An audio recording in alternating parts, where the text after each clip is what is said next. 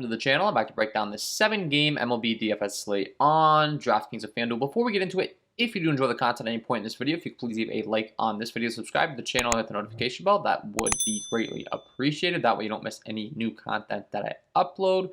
And don't forget to stay tuned at the end of the video for my home run call of the day. Last night, nailing that again, going with my man and Ramon Laureano on the Oakland Athletics. They went off last night as a stack. Really was big on them, really was big on Ramon Laureano, so that was good last night. And then don't forget, if you are interested in my premium package, it's linked below in the description. You get access to all of the same tools that I use when building my own lineups. Things like my starting pitcher data sheet, header, StatCast data, splits leaderboard, team hitting data, my bullpen data, and then my power rankings and my cheat sheet will lead you in the right direction on these slates as opposed to, who I like. And then, of course, you get direct access to me. You can ask me any questions all the way up to lock. Send me a private message on the Patreon. And I will help you out. With that being said, let's go ahead and start breaking down this slate today. As always, let's go ahead and sort my sheet by K rate. It's fantasy sports. We get points for strikeouts, and the top guy on the slate today is going to be Trevor Bauer taking on the San Diego Padres. Comes in with a 30.1% K rate overall, a 12.3 swinging strike rate, 32.7% K rate against righties, and a 27.3% K rate against lefties. So really good across the board. We know what Trevor Bauer is capable of. The only downside to Trevor Bauer tonight is the fact that he's taking on the San Diego Padres. Of course, they are not the easiest matchup in the world. He comes in priced at $11K on FanDuel. Over on DraftKings, they got him priced at $10.5. So, one of the top price pitchers on the slate, and for a good reason. Just a matter of if you're willing to pay that price for him taking on a San Diego Padres team that really is to strike out the most. Of course, does have quite a bit of talent up and down their lineup. But on a slate that there's not the most pitching, might be a place to go. The second on the list, we got Trevor Rogers taking on the Toronto Blue Jays. 29.8% KO overall, 14.4 swinging strike rate, 29.7% K rate against righties, and a 29.9% K rate against lefties. Of course, he is taking on a very right-handed heavy team in these Toronto Blue Jays, and not exactly the easiest matchup in the world. As far as the Vegas lines out, there are no Vegas lines. The good news is it is in Miami, which, pulling up the diagram here that I always like to show you guys, it is a very friendly pitchers park. You can see there's a lot of red going on out there in the outfield. Very friendly to pitchers in Marlins Park, so that's always good.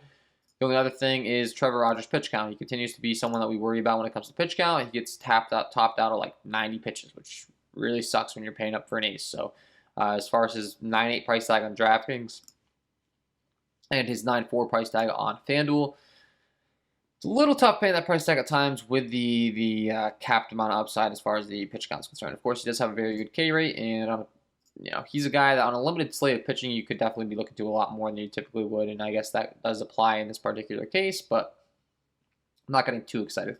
James Caprielli taking on the Texas Rangers, 26.4% K overall, 11.2 swinging strike rate, 34.7% K rate against righties, and a 16.5% K rate against lefties. This guy's having some serious issues against left-handed bats, very good against right-handed bats, and that could be an issue when it comes to the Texas lineup because they are pretty blended.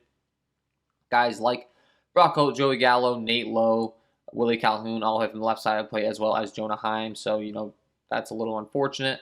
The strikeout upside as far as the matchup, this is by far the best one that we've discussed so far, so he definitely has that going for him, and I definitely will be interested to see his K-prop and what Vegas is expecting him to get for strikeouts, where the juice is there, because I tend to think it's going to be pretty high.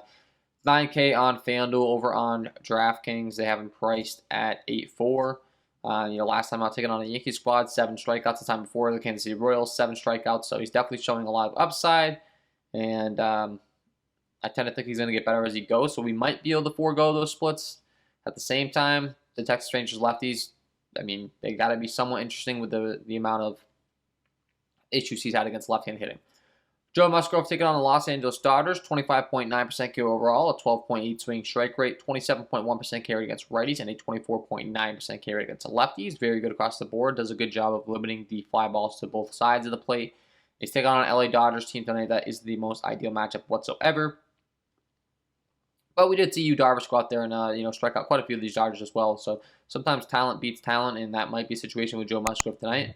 7.9 on FanDuel. As far as his price on DraftKings, he's 9.5. So definitely prefer him over on FanDuel with that big discount that they're giving you. So just keep that in mind. That's quite a friendly price tag over there. Rich Hill taking on the Boston Red Sox, 25.8% K overall, 25.9% K rate against righties, and a 25.2% K rate against lefties. Pretty good across the board. He's taking on a Red Sox team today that doesn't exactly strike out the most. The bottom of the order, that's where it changes.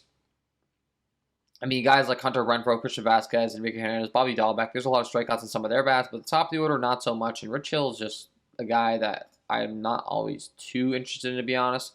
As far as his pitch count and his recent performances and all that stuff, he has had some pretty decent performances, but I mean, last 2 times out, he's had 5 Ks, but 4 earned runs in both of those performances. So the 4 earned runs isn't quite doing it for me, and I don't think it's going to be any easier taking on this Boston Red Sox team. And as a matter of fact, I think he could target some of these Red Sox bats today against him. I'm not getting too excited to play him. Steven Matz taking on the Miami Marlins is a good matchup. He does have some hard contact issues against right-handed hitting, however, and not the highest K rate, so you can make an argument that, you know, maybe you don't want to go there, but the Miami Marlins do have their fair share of strikeouts, so he could be an intriguing tournament play. Danny Duffy taking on the New York Yankees. They are a team that strikes out a lot. He does have some hard contact issues against righties, so he might be a little bit scary to be playing, but also a viable tournament play.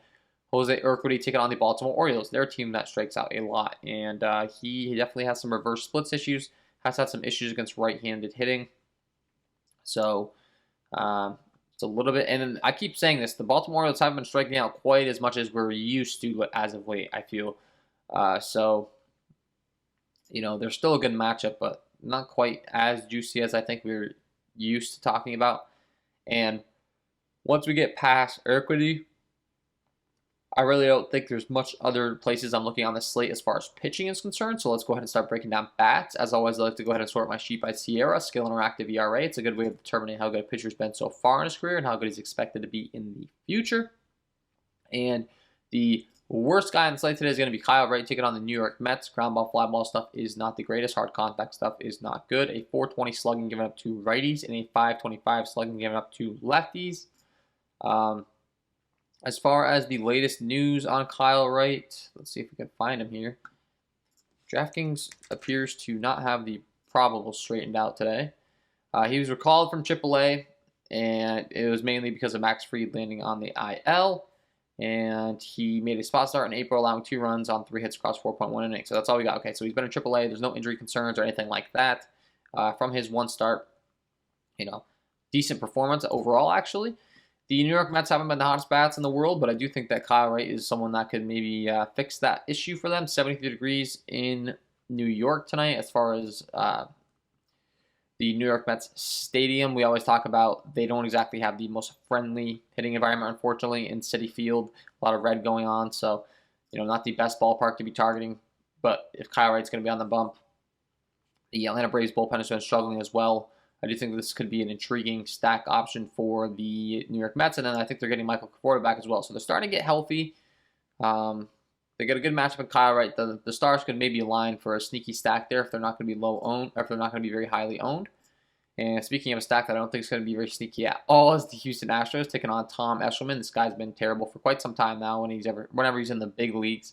A 12.6 K rate, not good in the ground ball, fly ball stuff. He gives up a 543 slugging to righties and a 535 slugging to lefties.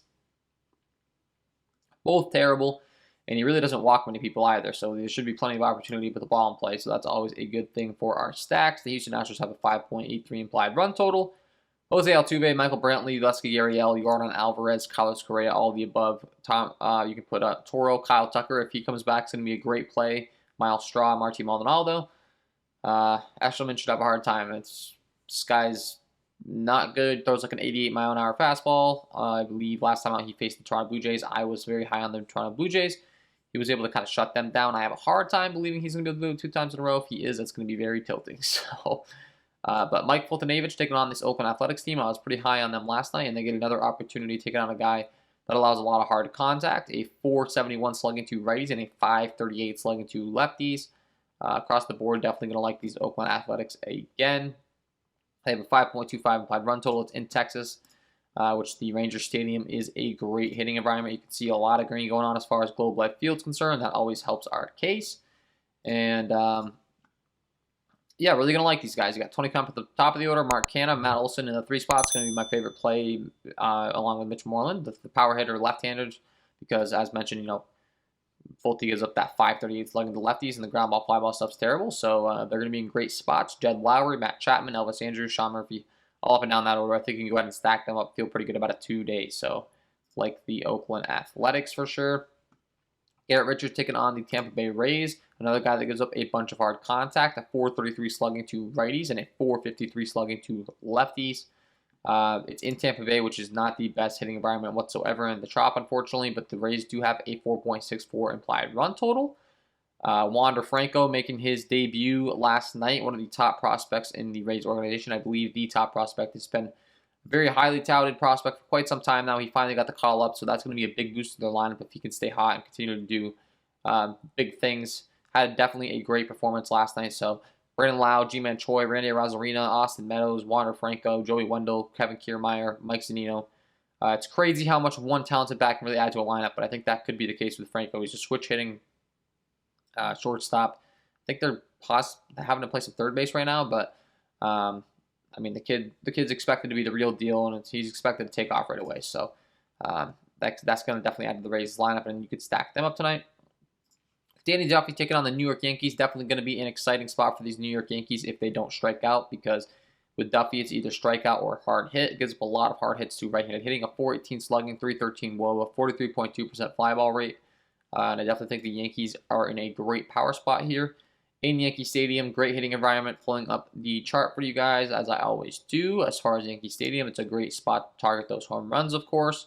Green across the board. And should be plenty of opportunities for home runs tonight. Yankees offense hasn't been the hottest in the world. They did just get Luke Voit back, though. He had a big game last night, hitting a home run. He almost had 2 home runs, hit it to the wall. So definitely think the Yankees are a good stack tonight. DJ LeMahieu, Aaron Judge, Luke Voit, Giancarlo Stanton, Gary Sanchez is expected to be back in the order with no Garrett Cole pitching. Gio Urshela, Gleyber Torres. Just extremely right-handed heavy lineup, of course. We know the type of power they have, and this is the type of lineup that could be Danny Duffy's kryptonite. Duffy has been very good. He's priced at 9.5 on FanDuel. As far as DraftKings is concerned, let's see, Danny Duffy. Once again, they have a bunch of pitchers listed that aren't actually pitching today, so he will be somewhat limited, is another thing to mention. Undisclosed pitch count. It's first rehab start. So coming off an injury, he's not going to go quite as deep as we were seeing 100 pitches. So with that being said, you can't play. I don't think you can play him. So that makes it kind of easy on us. You're either stacking bats against him or you're just fading the Yankees, and you don't have to worry about playing Danny Duffy. So that's good. I'm glad that I caught that. He was going to be on a limited pitch count, so don't go there. Michael King taking on this Kansas City Royals team. Ground ball, fly ball stuff really hasn't been the greatest. Hasn't given up the most hard contact, ironically, but the slugging hasn't been the greatest. A 406 slugging to lefties, and most notably, he has really struggled against left-handed bats. 438 slugging, ground ball, fly ball stuff's really bad against those lefties, so these Kansas City Royals lefties are going to be exciting for me today. You got Carlos Santana, Ryan O'Hearn getting the call-up recently. Those 2 guys specifically. And the righties, of course, you're going to have to include in your stacks if you are stacking up this team, because there are quite a few righties, but as far as King's concerned, I really like targeting those left-handed bats. Jose Urquidy, we had mentioned his splits. Really bad against right-handed hitting. Really good against left-handed hitting. So the Baltimore Orioles power righties are ones you can be looking to today. I'm not getting too excited to target them, to be honest. But Trey Mancini, Ryan Mountcastle, Maikel Franco. Maybe if I dig into some pitch data, I'll be more excited. Could definitely be looking to them. We had mentioned James Caprielian's splits issues. Definitely an extreme fly ball pitcher because of a lot of fly balls, and I mean against lefties, he's looking really, really bad, to be honest. I'm gonna have to dig into this as far as his recent pitch data, but I mean really bad. A 552 slug, giving up 50% hard contact rate, 397 WOBA, 46.3% fly ball rate. That lines up to be a very juicy spot for these Texas Rangers left-handed bats. So guys like Brock Holt, Joey Gallo, Nate Lowe, Willie Calhoun would be the ones that I'm really having interest in. I'm really not looking to target him with too many right-handed bats. But the left-handed bats he's looking real rough against. And then as far as anyone else on this slate today, I'm really looking to target the righties on Miami against Steven Matz. If I'm looking against him, of course, we're going to be stacking up, Starling Marte, Jesus Aguilar, Adam Duvall, Miguel Rojas, Jorge Alfaro, John Birdie, Luis Marte, all the way down to that bottom of the order. Like those righties. And then As far as anyone else, Rich Hill, we could definitely stack up the righties on the Boston Red Sox squad. I don't think that Rich Hill is all that great, to be honest. His numbers, I mean, they only have 3.86 applied run total. The Red Sox have some bats that are really good against left-handed pitching. JD Martinez, Xander Bogaerts, Hunter Renfroe, Enrique Hernandez, Bobby Dahlbeck, Christian Arroyo, all those guys hit left-hand pitching pretty well. So I think that they could definitely outperform their Vegas line right now. And then the Blue Jays against Trevor Rogers, I'm really not getting too excited about, to be honest. I mean, they do have a very right-handed heavy lineup and guys that can slug against lefties. It looks like George Springer could possibly be back in the lineup as well. That may change my tone as far as targeting these guys. I don't know, because that's just going to make their lineup that much more lethal. But so we're going to have to dig into some pitch data as far as him, because on the surface, you know, Trevor Rogers really just doesn't allow a lot of hard contact to either side of the plate. You're definitely targeting the right-handed bats if you are. And I wouldn't call you crazy. The Toronto Blue Jays lineup is absolutely loaded. It's not the best hitting environment, though. And then as far as these two elite pitchers in Joe Musgrove and Trevor Bauer, they're both very similar in the sense that they do allow a lot more hard contact to left-handed hitting. I'm targeting either of these guys, specifically Trevor Bauer. He gives up a lot of fly balls and hard contact to lefties, so I could definitely see maybe Jake Cronenworth saying Eric Hosmer going deep, Trent Grisham, that kind of deal. And then on the Dodgers side, you got Max Muncy, Cody Bellinger, Matthew Beaty, Gavin Lux. And it's the lefties that really give those guys issues when they're having issues. And with that being said, before I let you guys go, I got to give you my home run call of the day. Let's get into it. And my home run call of the day today, without a doubt, is going to be Matt Olson taking on Mike Foltynewicz. His hard contact issues gives up the most hard contact on the slate with a 39.4% hard contact rate. Ground ball, fly ball stuff is terrible against both sides of the plate, but specifically against lefties is where it gets really, really bad. 47.4% fly ball rate and a 538 slugging given up to those left-handed hitters. Really just atrocious across the board. And then when you start to break down what Folty offers as far as his repertoire is concerned, that's where things get real juicy for Matt Olson. On average, goes to about a 93-mile-an-hour fastball 32% of the time against left-handed hitting. Matt Olson features a 327 ISO with a 438 WOBA against that pitch. And then as far as his secondary stuff, Folty very reliant on the changeup sinker combination, and Olson crushes those pitches as well. Against the changeup, a 238 ISO with a 391 WOBA, and the sinker gets even better, a 274 ISO with a 455 WOBA. Matt Olson absolutely matching baseballs this season. Love to target him in situations with pitchers struggling against lefties with the amount of power he has, and he is my home run call of the day. So there you have it, guys. Matt Olson, get him in your lineups. And that is all from me in this one. If you did enjoy the content, if you could please leave a like on this video, subscribe to the channel, hit the notification bell. That would be greatly appreciated. Wish you guys all the best of luck tonight, and we will see you in the next one.